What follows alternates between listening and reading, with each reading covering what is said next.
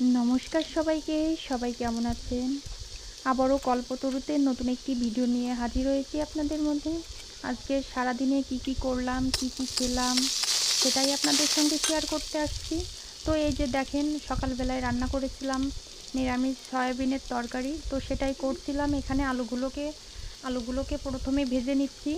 ও হ্যাঁ, আলুগুলো কিন্তু প্রথম থেকেই সিদ্ধ করে নিয়েছিলাম। সেটাতেই লবণ এবং হলুদ মাখিয়ে ভালো করে তেলে যে ভেজে নিলাম। এখন উঠিয়ে নিব আলুগুলো ভেজে নিয়েছি। তার কারণ হলো আলুগুলো ভাজলে কিন্তু খেতেও ভালো লাগে এবং এর স্বাদটাও দ্বিগুণ হয়।